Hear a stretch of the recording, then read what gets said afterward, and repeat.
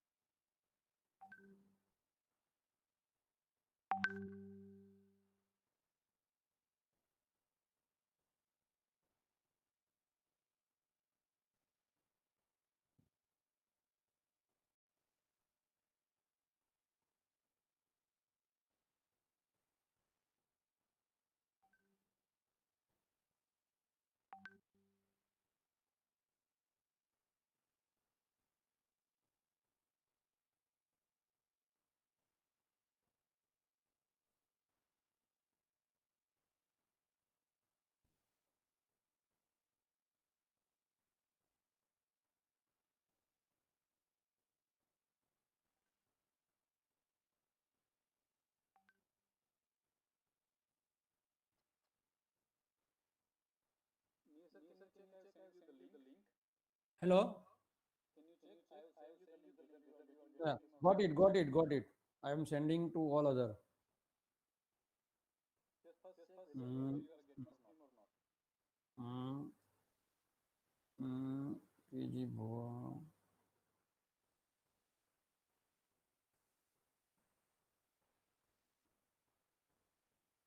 Okay, I send the link to other people. I didn't join with that link. I had sent this link to. Okay. You can join from your mobile, sir. I think Yeah, mobile that is mein wo better. aayega. Yes, yes. Let me check. Okay, let.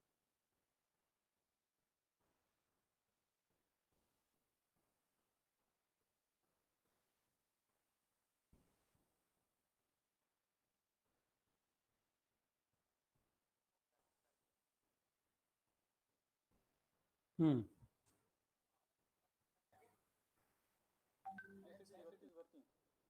Yes, it is working.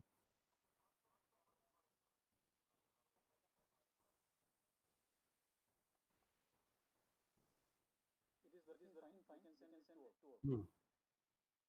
Yes, yes.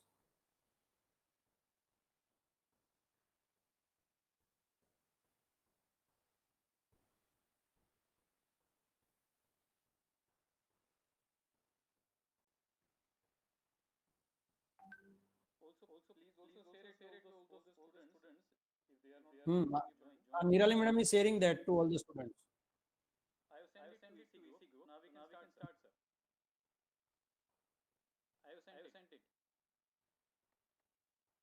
Okay.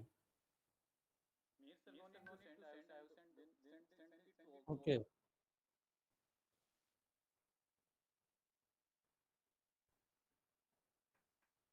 Okay. Wait for 2-3 minutes. Let people to join because so many people are waiting. They are calling. We wait for 2-3 minutes and then we will start.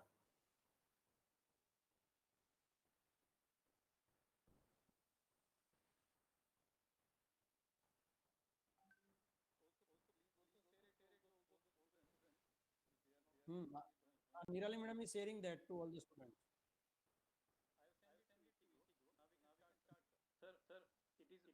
Hmm.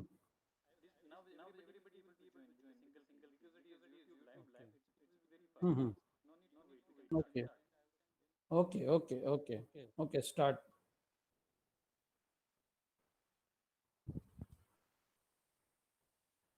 Hmm. Okay. Wait for two, three Okay, minutes. Let people to join because so many people are waiting. They are calling. We wait for 2-3 minutes and then we will start. So should 1 we minute. start? Yes, ma'am. Start, please. A very good and healthy morning to all the respected faculties across the Gujarat and all the students of LD College of Engineering as well as other colleges. Hello, is it clear now? Good morning and to all the respected faculties and all the students of LD College of Engineering and all other colleges. Okay. I warmly welcome you all on behalf of EC Department LDC Bad for the online interactive webinar on dense wavelength division multiplexing, that is DWDM. Now, without wasting time, I request Dr. V. Shah, sir, Head of EC Department, to give brief introduction of our August speaker, Mr. Kalyan Mukherjee. Should we start? Mihir, sir. Yes, ma'am. Start, please. A very good and hello. Over to Mihir, sir. Faculties across the Gujarat and all the students of LD College of Engineering. Mihir, sir.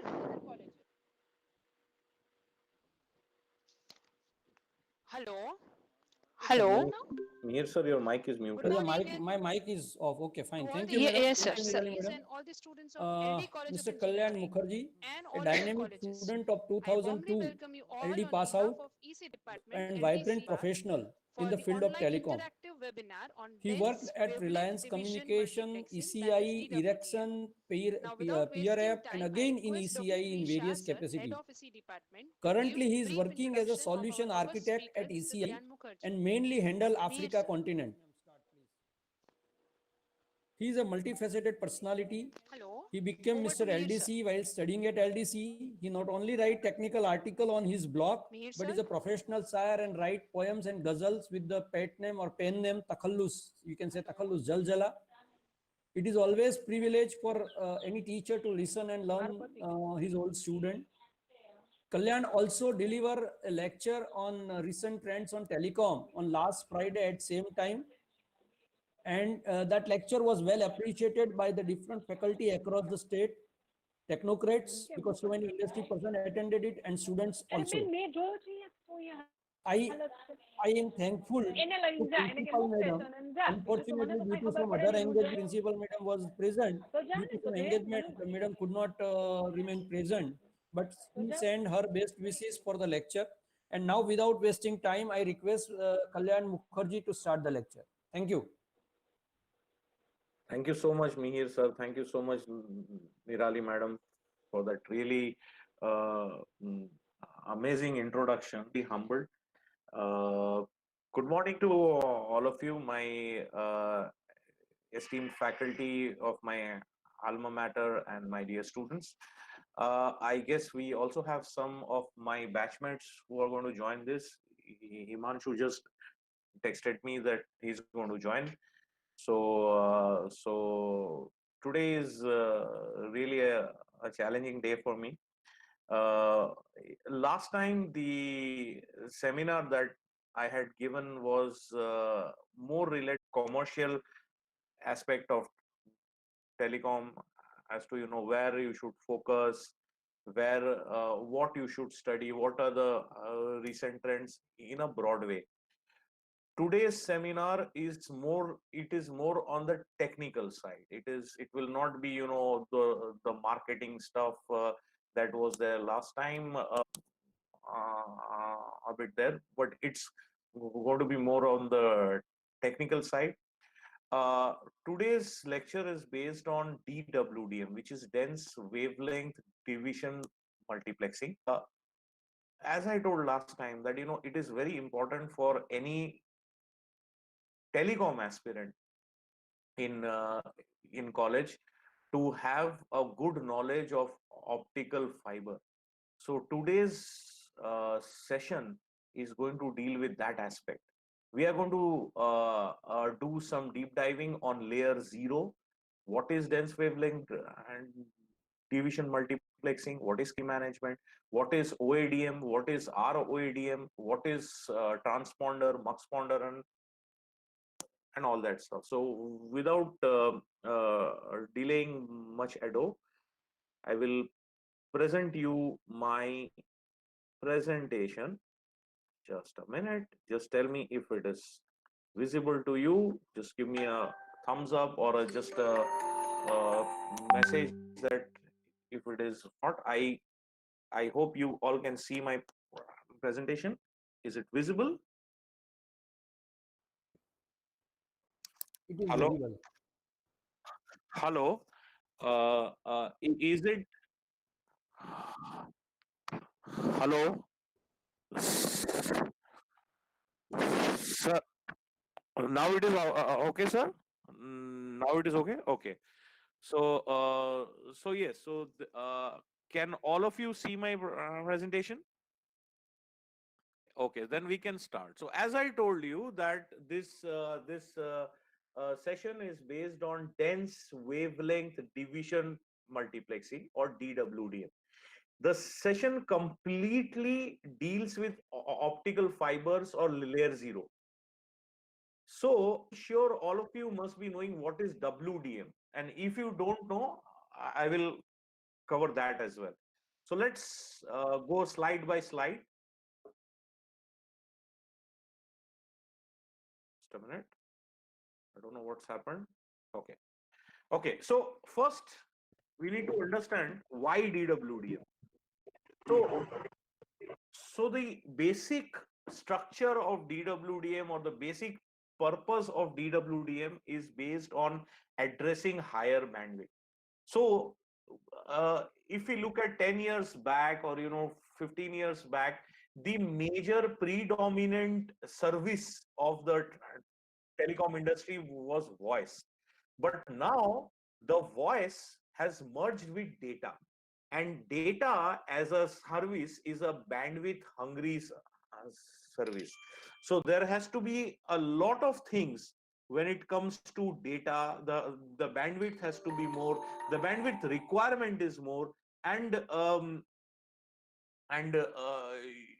you will see that as you go higher up in terms of time, the requirement to pass more bandwidth in a particular optical fiber pair is going to go high. So that is why, what happens, in order to pass several Tbps of bandwidth, you need to have logical simulation of fiber channels inside a pair of fiber. Now, how do we do that? Let's see. Now, there are 2 points, point A and point B. In the above figure, you see how it can be done without DWDM. So, assuming that I want to carry 12 times 100 Gbps of bandwidth across point A and point B. So, if I do not have DWDM, I have to invest in 12 pairs of fiber. Now understand that in a 48 core fiber cable, I am already investing 24 fiber cables in order to carry just 12 times 100 Gbps of bandwidth. Now, as and when my bandwidth is increasing, I will have to increase the number of pairs of fiber cable. Now, with DWDM, what I can do?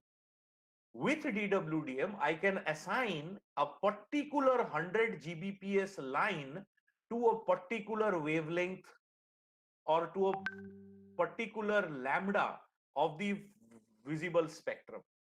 Now, in this, what I am doing is I am just transposing a particular signal to a particular wavelength, and this way I am multiplexing different wavelengths on a single fiber pair, and this is how I can carry 12 wavelengths, each carrying 100 Gbps, on a single fiber pair.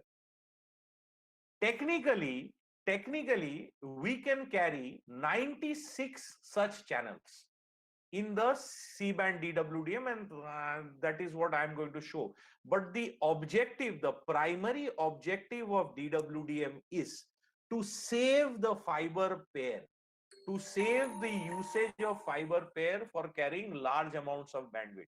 Understand, the cost of laying fiber cable is very high. So generally you lay 48 core, and the cost is at least 2.5 lakhs to 3 lakh rupees per kilometer. Now, therefore, it is very important to save resources of fiber.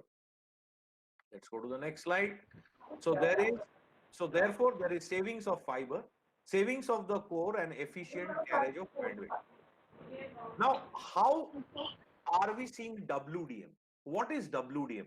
WDM is wavelength division multiplexing. If you read your book of Kaiser of optical fiber management or optical fiber engineering, you will understand that in a fiber cable, I can carry different signals in different wavelengths. As you can see, WDM is more on the, you can say it is less on the optics, less on the active side and more on the passive side. So imagine there are two, one is at point A and one is at point B. At point A, I can converge several kinds of lines or several kinds of wavelengths into the prism and make a composite signal on a single fiber pair. The same signal reaches point B where there is another prism, and you can see that these are being segregated to the same wavelength that was actually compressed in point A. This is how you can carry more signals on a single fiber pair line. This is WDM. Now, if we look at the types of WDM and important points, WDM is totally based on wavelength manipulation. There is no electrical level interference involved. So any WDM mux demux or any multiplexer demultiplexer would be more on the passive side. It is not an active element. What is active element and what is passive element? Any element that does not require an external power source to do any kind of transformation in the signal is called as a passive element. So an amplifier is an active element with power. But when we talk about optical multiplexer and demultiplexer in DWDM or WDM, it does not require any external power source. Everything is a game of compressing light and decompressing light. There is no crosstalk of one signal of a particular wavelength to another signal of another wavelength. So say I have, say, 10 channels combined, the ideally channel 1 will not share its bandwidth with channel 2, or channel 2 will not share its bandwidth with channel 3. So there is no bandwidth sharing, there is no crosstalk. These are separate individual channels. So what you can imagine is you have several logical pairs of fiber inside one physical pair of fiber. So you are simulating around 96 pairs of logical fibers inside one physical pair of fiber without any particular channel interfering with other. The signal integrity is always point to point. So it's not that you can easily drop one signal at one point. It is always point to point. There is no drop and continue, and there is no point to multi-point in DWDM that you have in Ethernet, that you have in TDM.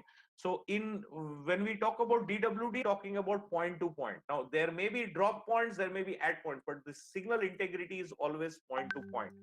Now, as I said, consider this as two kinds of prisms or triangle, one which converges the light, another which splits the light. Okay, so we go ahead. Now, what are the types of WDM? So generally in telecom, WDM is divided into two parts. One is CWDM, which is coarse wavelength division multiplexing. Mostly this is used in fixed access network and last mile optical network. So say you have an FTTH network, fiber to the home network, and they want to realize many customers in one core of fiber. So they use CWDM over there. But when it comes to DWDM, which is dense wavelength division multiplexing, it is generally used in long haul network, that is from city to city, state to state, or metro network, that is within a major city, the major backhaul is always DWDM. Initially, this was not used to be DWDM. This was not DWDM. Understand, when a signal is optical fiber, it is generally non-colored. What I mean non-colored, so there is only one wavelength associated across the entire network. Now, when that happens, you can only carry one stream of signal on one pair of fiber. DWDM is assigning different wavelengths to different signals and carrying them on the same fiber pair. This is what you have to remember again and again and again. So if anybody is asking you about DWDM, what you know about DWDM, the premise of DWDM is to carry more bandwidth, is to carry more logical fiber unit in the same physical fiber pair. Now let's see on the visible spectrum, how does it look like? Now, if you look at the infrared spectrum, I guess everybody knows about that. You have the electromagnetic, I'm sorry. So in electromagnetic spectrum, you have the infrared range, you have the visible light range, and you have the ultraviolet range. Okay. So now, if you look at the visible light range, it is starting from 1470 nanometers to 16. Above in this slide, you can see that we can make 8 such partitions of the visible light range, and each having a wavelength of around 20 nanometer in size. So you have 1530 to 1551 range, you have 1550 to 1570 another range. So this particular partition is called as CWDM, coarse wavelength division multiplexing. This essentially has 8 channels because there are 8 partitions, so 8 channels. So when you're using CWDM, you can actually carry 8 signal inputs on a single fiber core from one point to another point. This is the concept of CWDM, and the spacing is approximately 1000 gigahertz. Okay, but now this changes. How it changes? 1550 slot of frequency, this can be further split to several small partitions, and this number of partitions can be 96 in size theoretically, and you can carry in each partition, you can carry a signal input of around 100 Gbps to 200 Gbps. Which means what? The slots are more densely packed. When we say that slots are more densely packed, that is where we talk about DWDM. So as you can see, DWDM is a set or a later innovation of CWDM. So one part of CWDM, which is on the 1550 nanometer side, it is further split 96 channels of wavelengths that can comprise of the DWDM C-band spectrum. Is it clear? Is it understood up till now? Guys, is it clear? Is it understood? Hello? Kalyan, I think you stop sharing that PPT. Please share that PPT also. It is clear, but just you start sharing. If you stop it, No. I think it is PPT not shared. visible. Okay, so it is not visible to me. I don't know about other. Guys, please, please tell. Well, it is visible, sir. Okay, thank you. So for me, Okay, fine. Because it is being shared, so I can see that. All right. So we move on to the next slide. Now, this particular diagram you might have seen in your optical fiber textbook. Now, what does it say? In a conventional fiber, the level of attenuation is represented by this curve that you are seeing. So from 1470 nanometers to around 1610 nanometers of the visible spectrum, you can see that the attenuation is on the lower side. However, with the increase of the wavelength, the dispersion figure goes up. Therefore, carrying a trade-off, we always transmit the signal in a fiber in between the 1470 nanometer to the 1610 nanometer band. Now, this particular figure that you have in your textbook is very important, and actually forms the basis of how optical fiber engineering is done with respect to carrying signals from one point to another point. So as you can see, this is entirely the CWDM transmission window, and within that, where the attenuation is minimum, because as you can see, this particular graph is like a ellipse, decreases, and then at one, from one particular point, the attenuation starts to increase. So when at that particular point where the attenuation is minimal in nature, that is our DWDM transmission window, because we have to pack more channels in less spacing. So this is our transmission window at 1550 nanometer each. Now there are certain terminologies or components that you need to know that is there in a DWDM network. The first component is MUX demux. We call it MUX demux. The full form is called as multiplexer and demultiplexer. Now this is the kind of component that takes signals of various wavelengths and converts it and converges it into one composite signal level of CMAT. And on the other side, it also splits a composite signal into different wavelength parts. So this is called as MUX demux.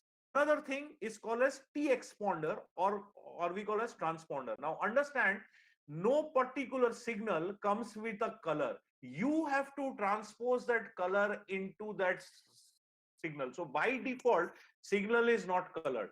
A transponder is a particular element that takes a non-colored signal. What is non-colored signal? It is a plain signal of 1515 nanometers or 1310 nanometers. It takes that signal, it processes that and converts and assigns a particular wavelength to that signal so that it can enter the DWDM MUX demux. Then you have amplifiers. Now please note, this is an optical level amplifier. In an optical level amplifier, there is no optical to electrical conversion happening. It is plainly a light pulse source or an amplification pump. If you know how an amplifier works, so it takes power at the collector, there is an input at the base, and based on the power it is a signal. The same thing is applicable over here also. Only difference is that the signal is coming in light format and the amplification source or the power source or the pump is also coming in light format. So there is an optical level amplification, and it is optical to without converting this optical signal to electrical part. Then it comes to what is OADM? OADM is optical add drop multiplexer. We will see OADM and ROADM in detail in the next slide, but you need to know that this is used to drop an intermediate wavelength, or it is used to drop a wavelength at an intermediate site. So if there are two sites, say A and B, you are sending say 96 wavelengths from say A to B, and say there is a middle site or an intermediate site where you want to drop few wavelengths, say 4 wavelengths or 2 wavelengths or 8 wavelengths, you can use equipments like M and ROADM. Then you have a thing called DCM. DCM is called dispersion compensation module. As you can see that as you increase the wavelength, the dispersion component increases to a higher degree. Therefore, there has to be certain places where you have to plan in a network dispersion. So therefore, if you are an optical network aspirant and you are going to a company to talk about DWDM or talk about optics, these are certain components that you have to remember that what do. Then you have the ATTN, or also called as the attenuator. I guess all of you know this, because at some point of time you need to attenuate the signal also in order to have a compensation of the noise level. So therefore you can use attenuators also. So going ahead, now let us see what is a sample DWDM network. A sample DWDM network, how is it done? Firstly, I have considered a very simple network where you have point A and point B. Please understand, the planning of DWDM network is unidirectional in nature. You do not have an amplifier that is bidirectional in nature. So there is an amplifier at one direction from A to B, and there is another amplifier for another direction, that is B to A. A signal needs to transmit and needs to come back. So therefore, both the legs or both the elements of the fiber core are planned. As you can see that in the left hand side, you have a mux. Now here I want a feedback if you are clearly able to see the slide or not. Please tell me if you're clearly able to see the slide. Madam, sir, students, is the Yes, yes. slide visible? Kalyan, it is clearly Okay. visible. Okay. Now you can see at the left side you have a mux. Here I am putting in two wavelengths, marked it as red and blue. Yes, yes, sir.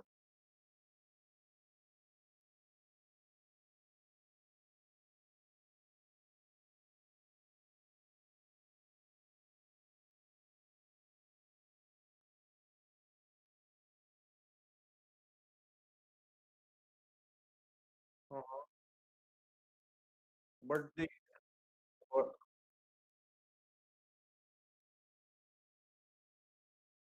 but I am seeing the issue is, sir, that when I am starting a Microsoft PowerPoint slideshow, my all other views are covered. I cannot see the Google Meet window at all. I'm only seeing the slideshow in full screen. No, no, that is attender, participant has to do that. Uh-huh. Oh, okay, okay, okay. So it's not for me.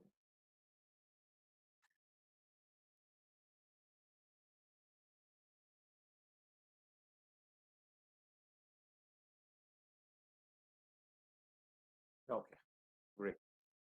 Right.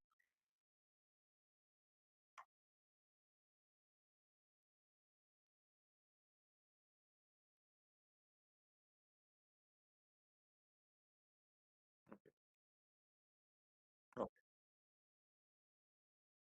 okay.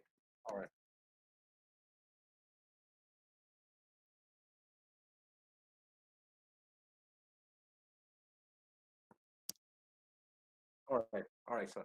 So on the left hand side, I have two wavelengths.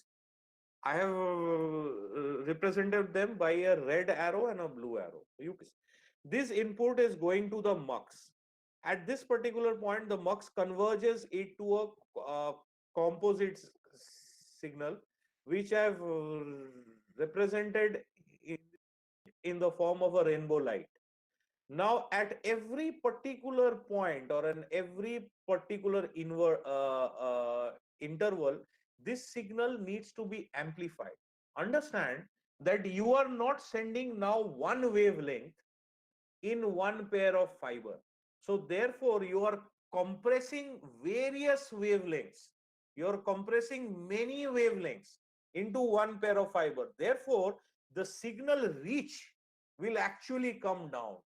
the signal reach will not be as much as you can expect in a standalone transceiver case. So therefore, this particular signal needs to be amplified at several places. It is also important to know that as you amplify signal, you also amplify noise, but that I will cover in the last part. But as of now, you understand that at every particular point, you need to have an amplifier. This can be a low gain amplifier. This can be a high gain amplifier, depending on what is the distance in between two amplification points. Generally, each and every amplification point is a particular telecom site, and commissioning a new site is a higher expense in terms of real estate acquisition, equipments, power, and so basically operators want to deliberately reduce number of amplification points, and that is why you have to do a trade-off between high gain amplifiers and low gain amplifiers. But here we see at regular interval there is a kind of an amplification. Now this amplification side is amplifying the entire spectrum. It is not amplifying only one signal or one wavelength. It is amplifying the entire spectrum and giving it to the next part. At the end, you can see there is another mux, but this mux is now splitting this composite signal into red and to blue. So therefore, the red guy is sending this to the mux and retrieving from is also doing the same part. The same thing happens in the other direction. And this is how you can have maximum number of wavelengths multiplexed into the same fiber pair. So what I'm saying, this is a linear optical link. Every optical link is linear, because what we are doing essentially, we are now realizing or making logical pairs of fiber inside a physical pair of fiber, and fiber is point to point. Therefore, the nature of DWDM will also be, so there is no regeneration of the signal. As I told you before, in amplification points, there is no regeneration of the signal. So there is no optical to electrical to optical conversion. It is a plain optical to optical amplifier. Now we come to a thing called as optical add drop network, or which we can realize by the case of OADM, or optical add drop multiplexer. Understand that optical add drop multiplexer is also a passive equipment. It does not require an external power source. What is this OADM doing? So suppose you have, say, lambda 1, lambda 2, and like this lambda n going from, say, the left hand side point to the right hand side point. In between, say there is one section, you want to drop lambda 1 and you want to just cut the network only with respect to lambda 1 in between these 2 points and these 2 points. So what you're doing, from lambda 2 to lambda n, everything is going through and through. But lambda 1 is starting from here, it is dropping this middle point. Again, there is another signal which is now associated to lambda 1, which is pumped over here in the OADM, and it goes to site B. So you are actually creating a point by dropping few wavelengths out of lambda 1 and lambda n. Okay, is it clear? Now what we are seeing is that here we see that there is a fixed wavelength that is associated to an OADM. An OADM is generally coming with fixed wavelength configuration. Generally, the DWDM channels are represented in channel numbers. So you can have channel number starting from channel 17 and go to channel number 61. And each channel can be spaced at 100 gigahertz or 50 gigahertz. The OADM comes with a 100 gigahertz spacing of say 2 channels or 4 channels or 8 channels. So you have fixed channel droppings that you can do at these points. Generally, this particular point from point A to point B carrying lambda 2 to lambda n is termed as express, and this particular point where you have OADMs is termed as, and in a particular link you can have several OADMs, but understand all these several OADMs have to be of configuration. Because if you have chosen, say, this is Mumbai and this is Delhi and this is Ahmedabad, and you want to drop say channel 21, 22, 23, 24, and you want to drop this in Ahmedabad, you want to drop this in Jaipur, you want to drop this in Surat, everywhere the configuration of the OADM has to be channel 22, 23, 24. In that ways, what you can do, you can create a virtual network between Mumbai to Surat, Surat to Ahmedabad, Ahmedabad to Jaipur, and Jaipur to Delhi. But this network will only comprise of 4 channels. This is how the OADM works. Okay? Tell me if it is clear or not. Now, as you can see, I told you that, in the OADM, yes, sir.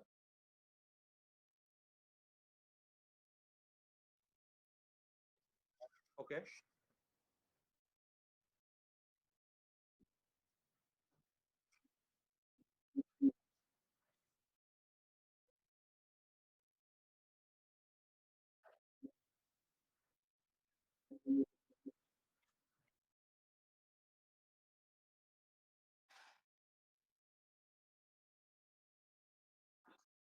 Okay, sir. So, Kalyan, yes, sir. Kalyan, what is the advantage of OADM network? Why we are Okay. doing it? All right, ma'am. So what happens is, generally, as I told you, DWDM is point to point. So let's say we have a kind of a link that is going from say Mumbai to Delhi. And in this link, say we have channels. Now I want to have intermediate drops, certain channels, say at Surat, at Ahmedabad, and at Jaipur. Now, how do I do that from a system that is totally based on light? I cannot do that right away, right? So what I do is I I kind of make diversions of certain channels. Say I make a diversion of channel 22, 23, 24, say at Surat.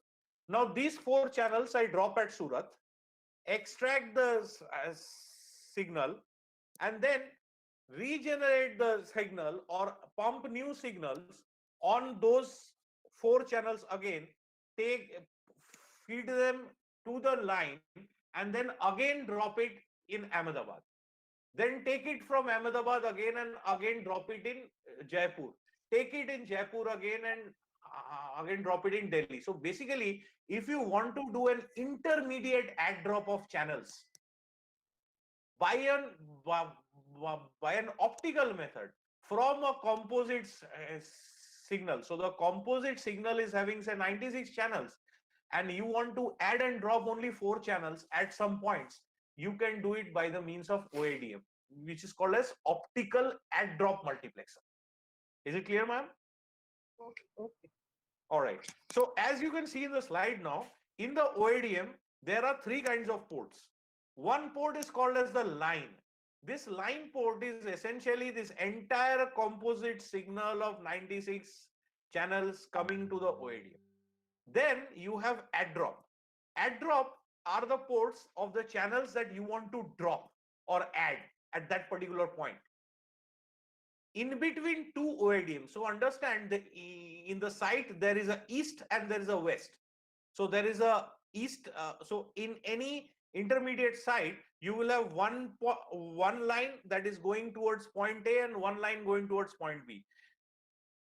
The technology says, and how it is done is, you have to insert 2 OADMs over there, one at east side and one at west side. This particular configuration is called as a 2-degree OADM configuration, where each degree represents the direction to say one endpoint and another endpoint.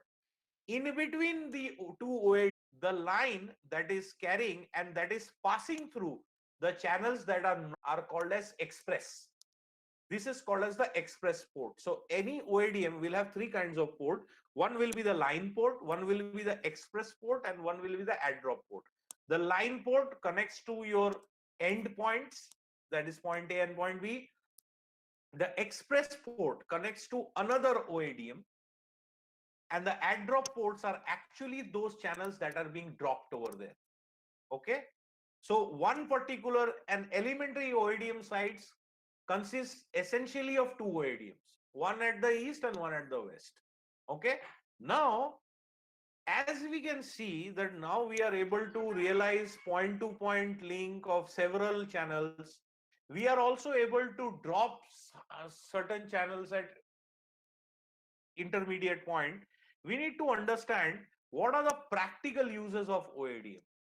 Now, a practical uses of OADM is to realize a network where there are trunk channels and there are intermediate add drop channels. So there will be certain channels that may go only from Delhi to Bombay. Understand this, like, you know, I'm not sure how many of you are conversant with the idea of slow track and fast track in local trains. But there are certain trains like MEMU trains which stop at all the stations. And there are certain trains like express trains which only stop at endpoints. Now understand that an OADM is essentially making certain part of your 96 channel signal turn to a sort of a MEMU, which is able to add drop at several points and do the regeneration and manipulation at these points. Whereas there are certain channels that are the trunk channels that do not need to add drop at any point, that only need to go from Mumbai to Delhi. They are traveling straight on the network. So let me also tell it like this, you know, there are certain stations where train stops, and there are in these stations there may be some trains that do not stop.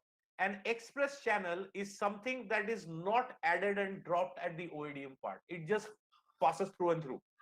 But the add drop channels are those channels that are actually coming to the OADM, dropping over there, doing a regeneration or extracted to the user. User is adding and dropping, and then it goes to the line again. So in a long haul network, the OADM is most important in order to do small level of droppings at different places. So there may be express channels and there may be add drop channels. So in the long haul network, OADM is most important. And for a metro DWDM, where the DWDM network is specially focused on the city level network, it is a very economical solution to add drop channels at several points using an OADM. Okay, but as we see, there are certain limitations. The limitation is only fixed channels can be dropped. So if you have an OADM network and in a particular segment you have decided that you will drop only channel number 21, 22, 23, this dropping needs to be consistent across all the sites. It cannot be that, you know, in Surat you drop channel 21 to 24, but in Jaipur you want to drop channel 25 to 29. No, in all intermediate point the channel droppings has to be consistent. So that is one kind of limitation. It comes with a configuration of 2 channel dropping, 4 channel dropping, and 8 channel dropping. What if you want to drop say only 3 channels, or you want to drop say 9 channels or 10 channels at a particular point? OADM is not having that solution for that. If one suit of channels is kept to be add and drop, the same suit has to be repeated. As I told you that you cannot have different sets of channel droppings in the same link at different intermediate points. And change the channels. Say you decide that, okay, in this network now, I do not need 21 to 24 channels. I want to drop, say, 20, 27, 28. Then you have to do module replacement of all the intermediate side. You cannot do it on one side because the consistency has to be maintained. And OADM is generally only 2 degrees. So you can only have that in a kind of a network that is point to point, which is not meshy in architecture. Generally, as we saw in the last presentation, networks are now mesh type, so that they have multiple paths of restoration. OADM is a bit inefficient in realizing the mesh. Therefore, what we have something called as ROADM. Now, unlike OADM, which was a passive device, ROADM is a active device. ROADM lets the user configure the wavelength that it wants to drop at a particular point. So the wavelengths are not fixed.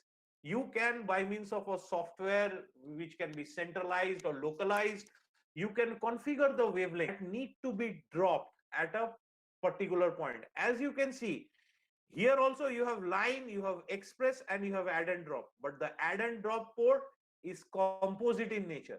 It is not several channel ports that are being dropped. It is a composite port which needs to be extracted to channel, which I'm going to explain later. But the difference between OADM and ROADM is, in ROADM, user can customize the amount of channels that can be dropped.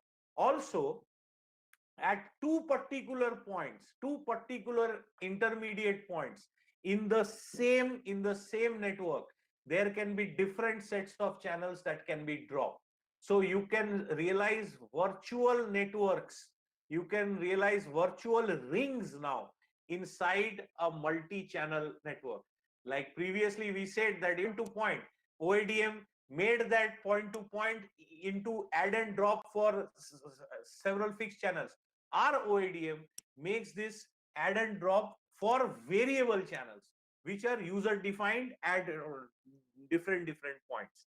Now let's see a more complicated kind of a network. But before that, let us see what are the advantages of a ROADM. The wavelength can be user defined. It is not fixed, so it can be user defined. So more user friendly, more interactive in nature. The wavelengths that can be dropped or added are actually configured from a centralized software. So here the equipment is not mandating that only drop 21 to 24. You can configure what you want to drop and what you want to add. This can be a multi-degree network. Like we saw in case of only OADM, this can only be a 2-degree network. So it has east and west.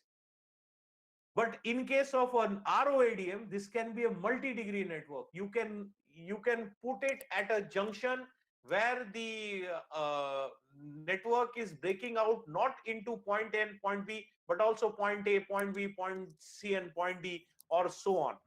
We will see it in a diagram later.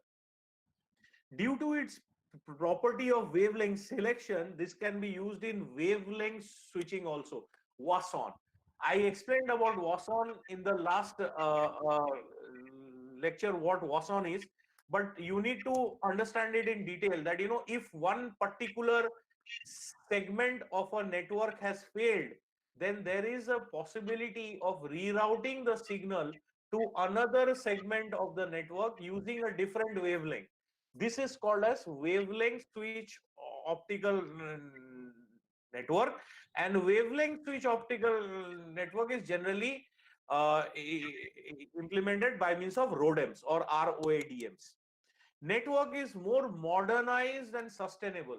So here you can make changes on the fly. If in between, as I told, say Mumbai to Delhi, in between, say you want to change wavelengths in Surat, you do not need to replace modules in Jaipur and Ahmedabad also. you can just change it on the fly. So modern in nature, and it is more sustainable. And as I rightly said, there are more degrees, so you can have optical multi junctions, and that can be realized with the use of ROADMs or ROADMs. These two concepts, OADM and ROADM, are the basis of advanced optics network. So MUX DMUX is the very basic, but as you go into the optical network engineering, OADM and ROADM are the basis of that. Now let's see the next slide. Now here you see that this is one particular location, have lines going to 4 directions. So let's take this as a point like Indore, and from Indore, say one particular segment is going to Delhi, one particular segment is going to Calcutta, one particular and one segment is going to say Bangalore. Now in this particular point, how are you? Because there are 4 directions, you will put 4 ROADMs. Now in every ROADM, you will have multiple express ports. So there is also a line port, there is a drop port, but there are multiple express ports. All these express ports, as you can see, are connected with each other. And at every point, the signal is composite in nature. Okay, so now say one wavelength is coming from say Calcutta and wants to go to Delhi. They're going through this express line. If you can see my mouse. So it comes from Calcutta, drops part of it and goes to Delhi like this. One wavelength comes from Calcutta, drops at Indore, and then it has to, so it takes this line. So as you can see, sorry. So as you can see, there are multiple routing options that are available ROADM, and you can do a more meshy kind of an architecture in an ROADM. Let's go to next slide. Points to note: if one site is connected to multiple sites, like I said, Indore is connected to Delhi, Bombay, Calcutta, and Bangalore, then it needs that many number of ROADMs for degrees. These are called as degree. So in the above slide, what you saw was a 4-degree ROADM configuration. What are degrees? Degrees are nothing but in how many arms or in how many direction a particular location is connected to. If Indore is connected to 4 directions, then you will have 4 degree. If it is connected to 5 directions, you will have 5 degree ROADM. So you need to understand the first thing that you need to know for how many degrees does a site have. Then the drop port of a ROADM is not a fixed wavelength. As I told before, like in OADM, it is a fixed wavelength. Drop port is not a fixed wavelength. This is a composite port with multiple channels dropping out of the same port. Now these channels need to be extracted, which is shown in the next slide. It will be extracted. How these channels are into several signaling points, that is going to be shown in the next. And you need to understand one very basic concept. ROADM is a set of movable mirrors. Okay, if you know the concept of periscope, a periscope is taking light from the top. It is an arrangement of mirrors, and it is reflecting light to the bottom, and it is coming out. OADM is exactly like that. It is a set of fixed mirrors to particular channels that would be dropped over there. But an ROADM, because it is user defined, the mirror has to be movable. And that is the only active part in an ROADM, where the user makes some configuration, and inside the ROADM you have movable mirrors that will tune to the user defined to drop a signal, to add a signal, and to pass a signal from one direction to another direction. So ROADM is a set of movable mirrors. OADM, fixed tunable mirrors. ROADM, movable mirrors. This is very important.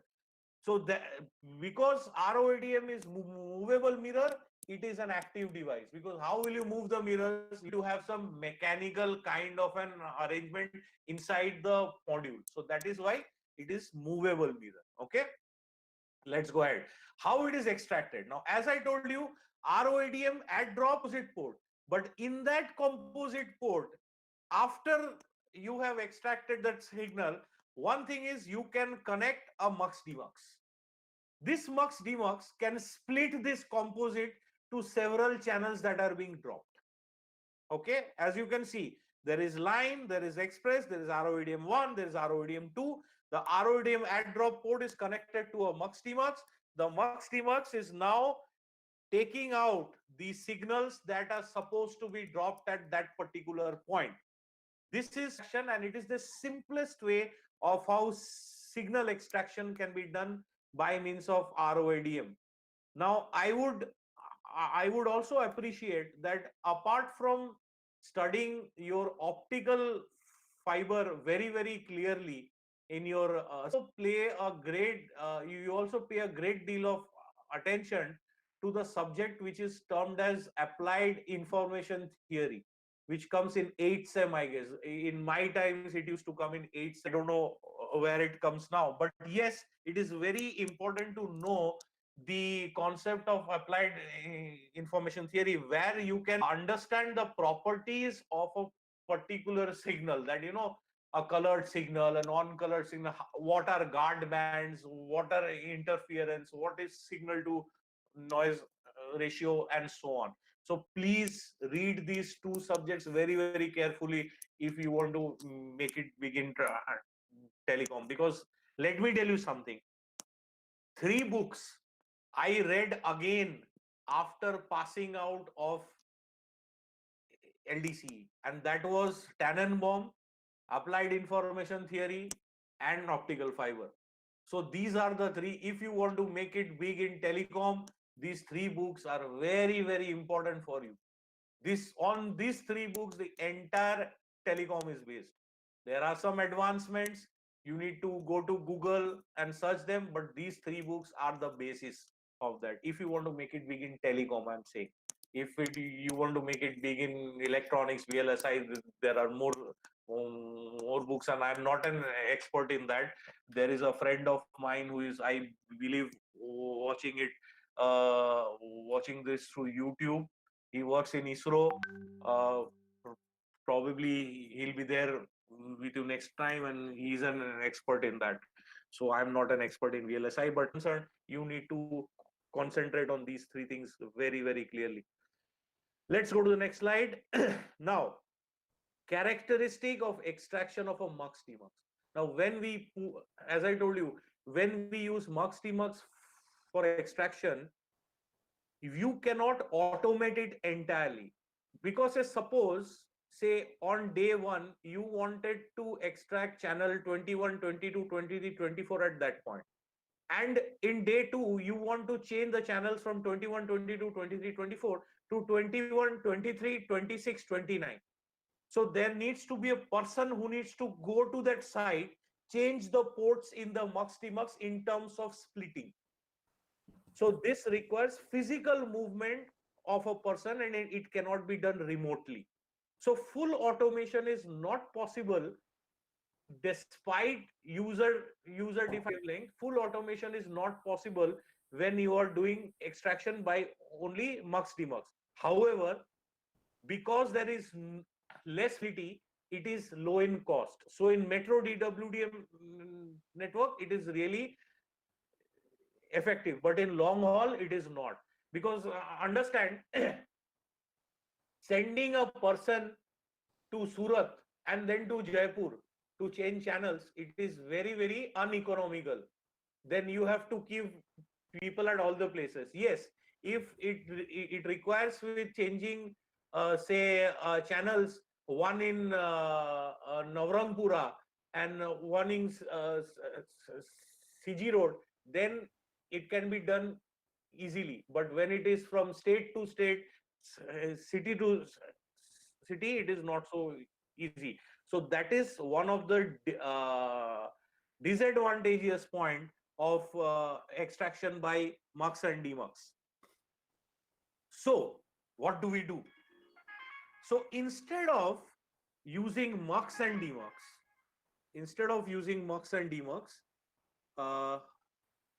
Guys, am I visible? Am I audible? Because I just lost power over here. No, audible and visible also. Don't worry. Go ahead. Okay, okay, fine. Okay. So as you can see, this is a 3-degree RODM site. There are 3 points. What I'm using another RODM, which is called as collector RODM. Now all the add drop ports are now connected to this collector RODM. And this collector RODM, I'm connecting to a passive splitter where any port can become any wavelength.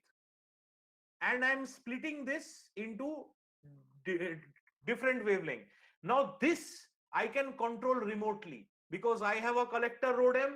This is splitter port. Any port can be any wavelength. So if I want to change wavelength on the fly, I can do this very, very easily by means of usage of collector RODM. Okay. So mux demux extraction required physical movement from one point to another point when changing of channel is required. This does not require physical movement. It can be done from the centralized software. And this is also referred as colorless, directionless configuration of RODM, where any color I can move or any wavelength I can move to any direction, any wavelength or any wavelength or color I can take out through any kind of ports. This is colorless, directionless configuration of the RODM. So advantages of collector extraction: I do not need to send people. It can have the basis of multi-wavelength switching and can be used in long haul networks.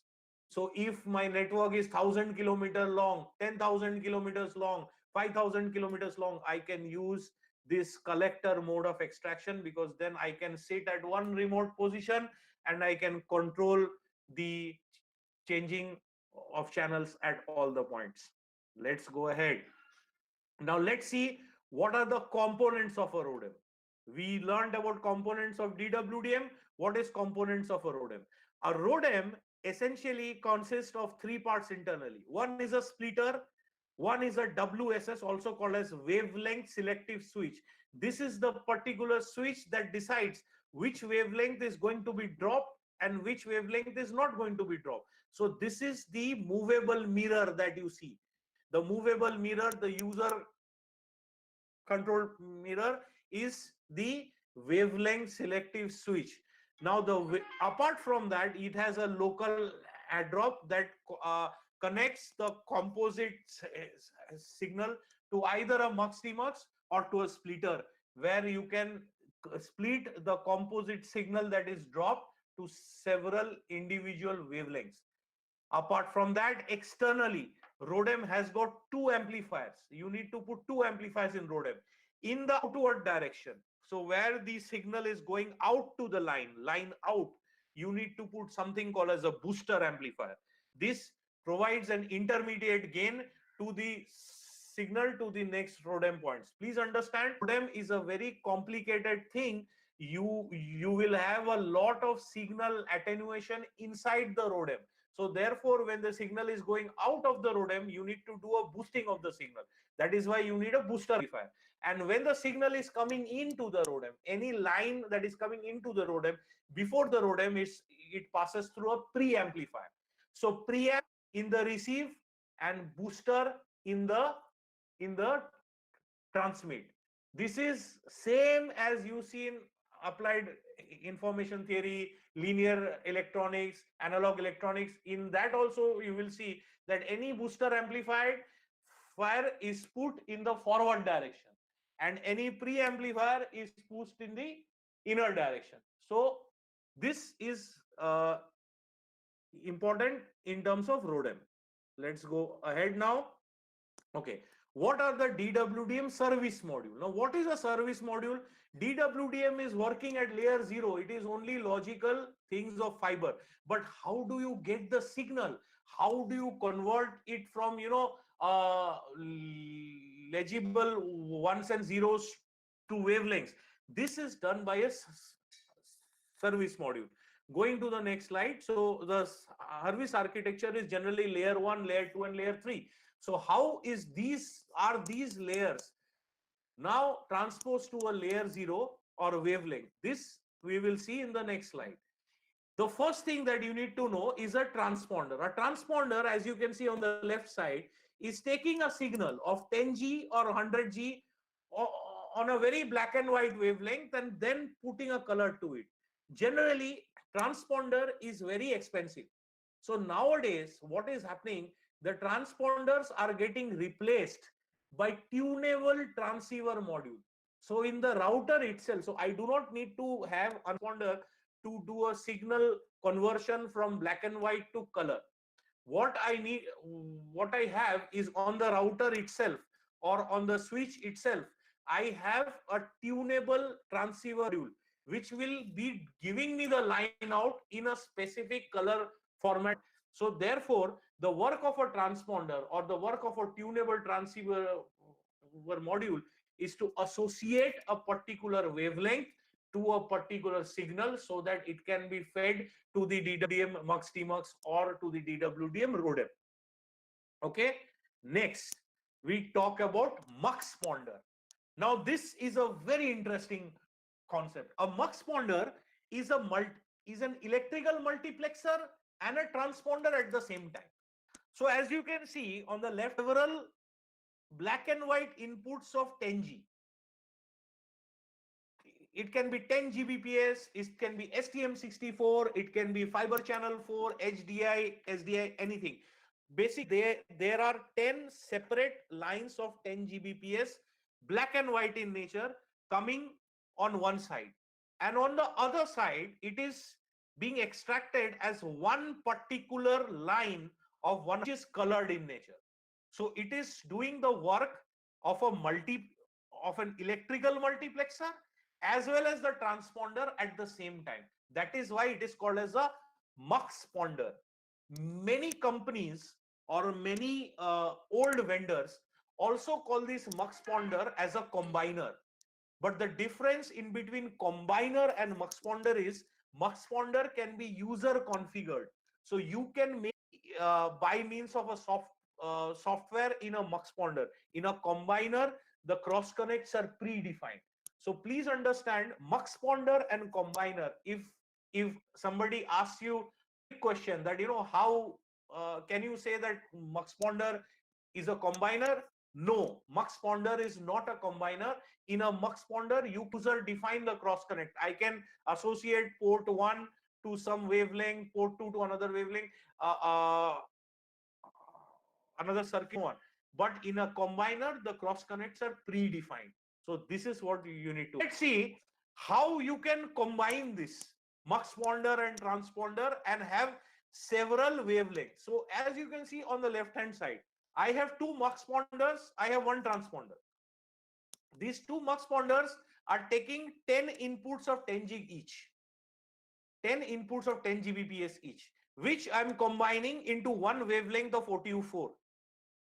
Like this, there are three wavelengths, lambda 1, lambda 2, and lambda 3. This I'm taking to a MUX TMUX, a passive MUX TMUX, and then the passive MUX TMUX is taking out composite signal. So therefore, if you want to channelize a particular wavelength, that can be done by means of a MUX TMUX. And if you want to channelize a particular higher rate signal to a lower rate signal, MUXponder. In future lectures, if we have the opportunity, I can teach you about ODU cross connects. That is more vast in nature, more flexible. But as on this, you need to know that you can have MUXponder and transponder to realize several low rates and high rates of Hurwitz and combine it into one composite DWDM line. Okay, now please understand what are the several DWDM line interfaces. Now they will ask you, what are the line interfaces we have got? So the line interfaces can be 10 Gbps, 100 Gbps, 200 Gbps, 400 Gbps, and 600 Gbps. These are the line rate. So these are the bit rates that you will find. 600 Gbps interface and 400 Gbps interface are relatively very, very new. And in the OTN world, the optical transport network world, these are called as OTU2, 4, OTU-C2, OTU-C4, and OTU-C6. Understand, C stands for 100. So C2 is 200. C4 is 100 times 4, which is 400. C6 is 100 times 6, which is 600. And OTU4 is standing for 100. Okay, we move ahead. Okay, now a bit of theory over here. What are the optical parameters that you should know? The first parameter and the most important parameter that you need to know is optical signal to noise ratio.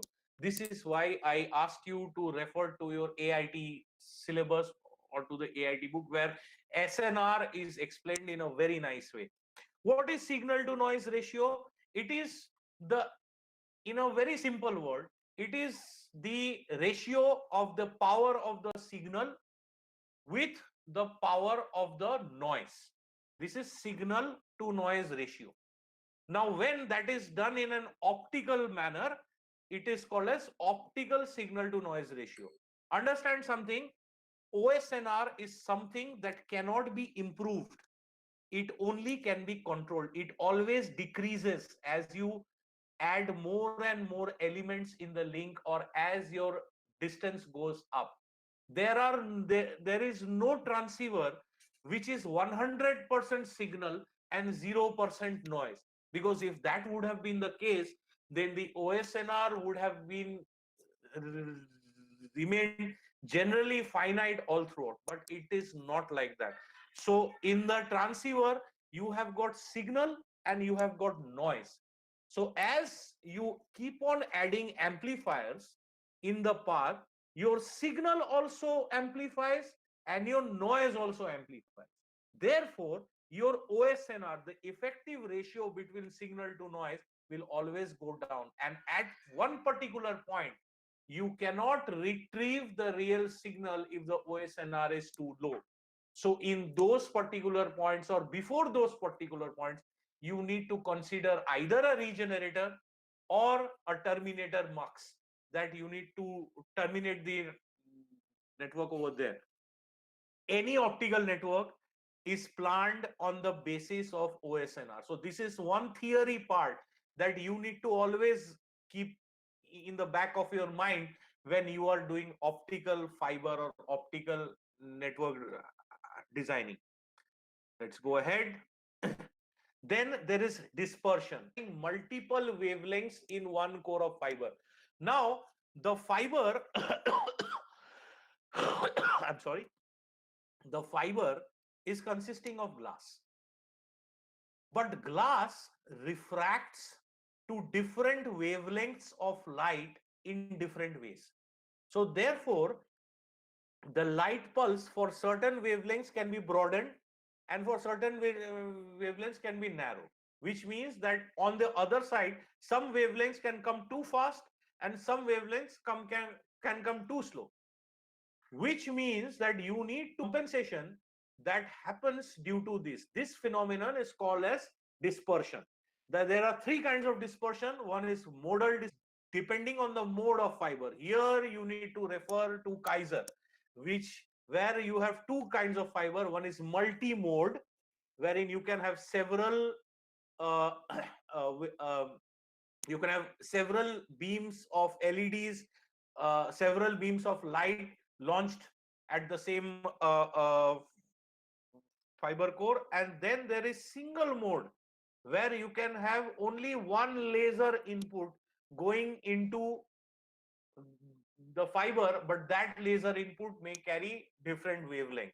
Then it talks about material. Now, what is the kind of glass that you have? There are different classifications of glass. You have G655, you have G652. So different materials. So if there has been an error in the field, where part of the fiber network is G652 and part is G655, this can result into material dispersion. However, that is something that we see really less. The most kind of the most common kind of dispersion that we see are waveguide dispersion that can be modal and it can be chromatic dispersion. Basically, you have different wavelengths traveling in the same waveguide. Now, certain wavelengths, so in the fiber, you have core and you have cladding. So certain wavelengths are traveling on the core. You know, when you talk about fiber, the light is traveling by means of total internal reflection. Now, in certain beams are traveling on the core, and certain beams are also wandering to the cladding. So this particular waves that are going to the cladding will reach slower in time to the destination. For that, you need to do some kind of compensation, and this is done by means dispersion compensation module. Okay, now how can you control dispersion? There are two ways. One, as I told you, DCF or DCM. This is dispersion compensation module, but this is very, very, very cumbersome. So in the newer technologies, in the newer interfaces, we have something called as coherent interface. The coherent interface lets you auto compensate the dispersion at the interface level itself.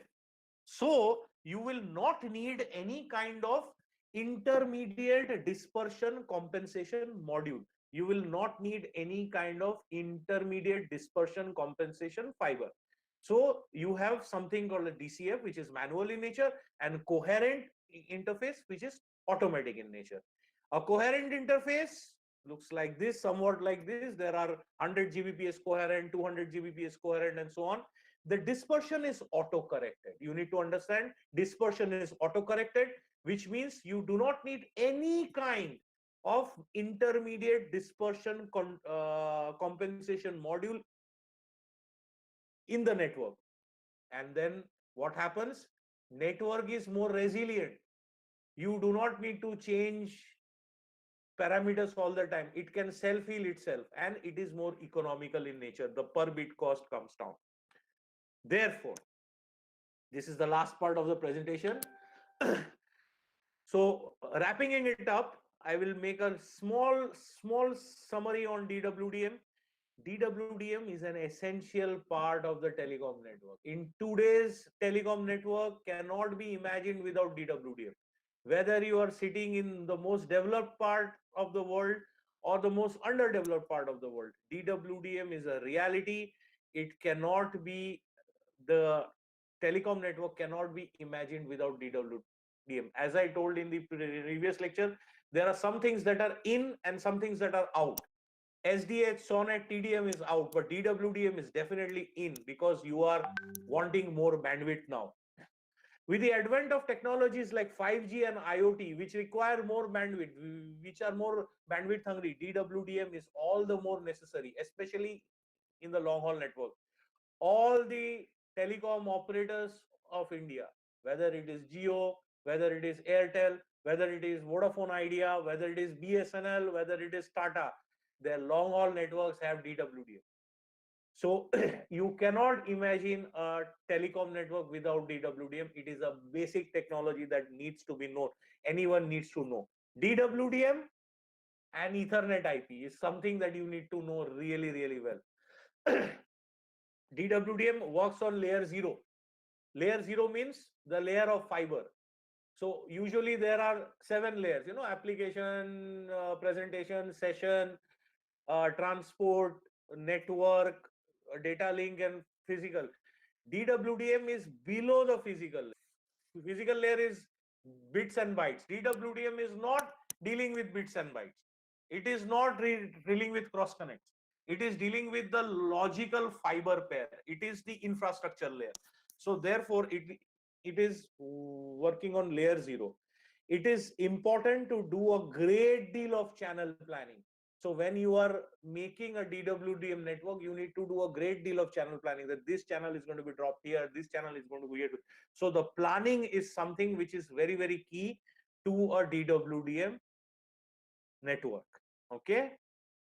And that is the end of my presentation. Thank you so much. Thank you for hearing me patiently.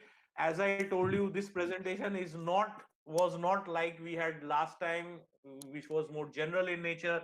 It was more broad. This is more on the deeper technical side, and if time permits and God willing, we will have more such sessions. So thank you so much, all of you, for joining. Thank you, Kalyan.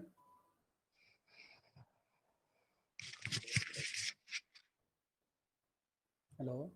Yes, sir. Yeah, I request Kinner sir to give vote of thanks. Sidani sir is there. I think Sidani sir is connectivity issue is there. So I request Kinner sir to. Sir, I Now want to ask one question. Yes. Of course, Sorry, of course, I of course. bypassed Please, the please, question please, seven please, because please. it is too long, so I bypass it. I'm there. I'm Uh, there. uh, Yes, Yes, yes, sure. Kalyan, yes, the yes, channel the capacity of DWM network is 96 yes, channel. yes. So which Uh, parameter decides the number 96?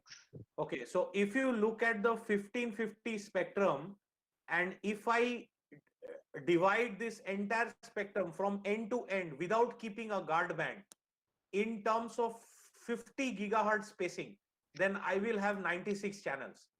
So that 1550 part that I showed in my CWDM, DWDM slide, if each part I divide into spacing of 50 gigahertz each, then I will have 96 channels. Previously, DWDM used to come with 80 channels, but now it is 96 because previously I needed to keep a guard band on the east side and on the west side.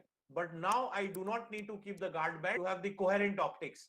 So in coherent optics, because there is no dispersion at all, if you see the 1550 spectrum, I can have 50 gigahertz spacing and I can have 96 such channels over there. Of course, I can also have 48 channels, making a spacing a bit higher.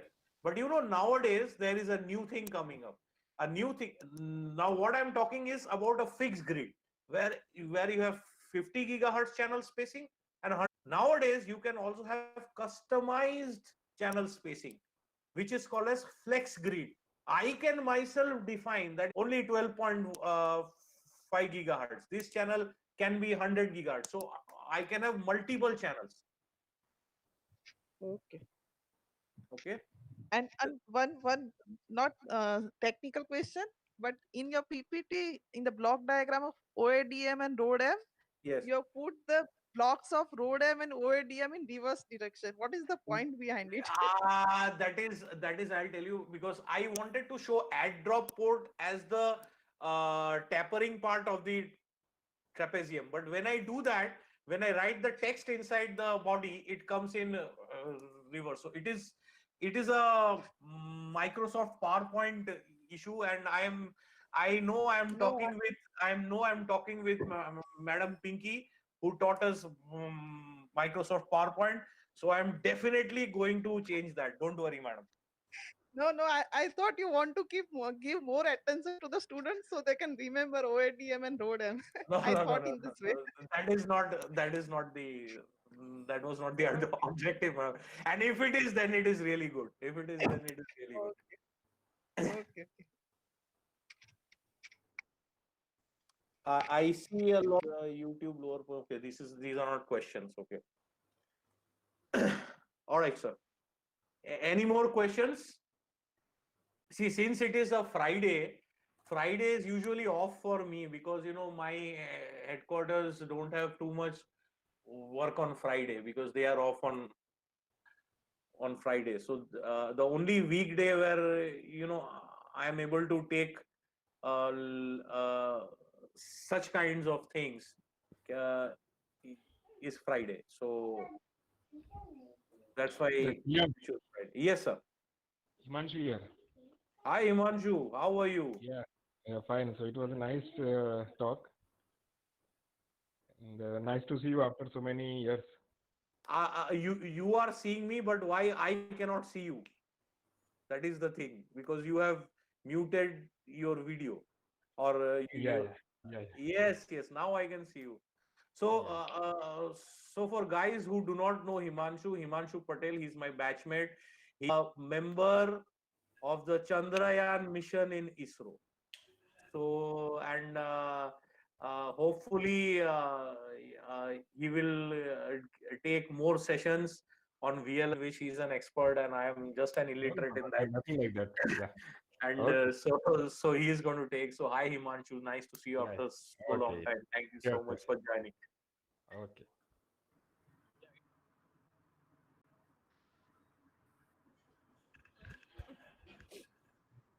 Thank you so much, sir. Thank you so much, sir.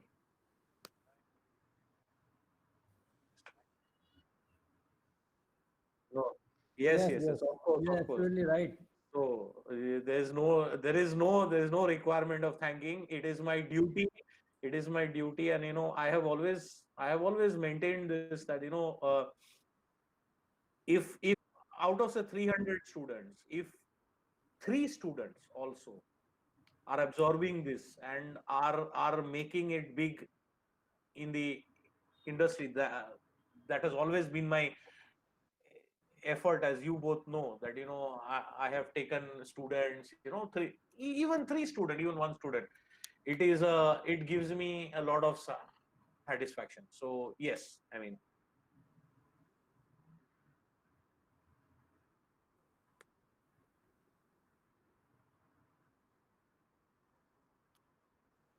thank you so much, sir. Thank you so much. Yes, yes, yes.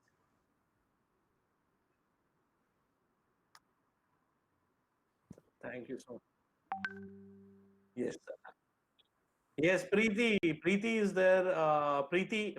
Madam Preeti is there with us. So, yes, it's so nice. And I think 3 years back, I had come to Indeed. LD College and I met all of them. So I hope after this end of the year, I will again come to Ahmedabad and I will Sure, meet sure. all of them face to face again. Thank you. I would like to say thank you to all the participants who had attended up to the. Thank you all. Close the session. Thank you so much. Thank you so much. Goodbye. Goodbye, sir. Goodbye. Have a nice day. Stay home. Stay safe. Thank you. Okay. Take Bye. care.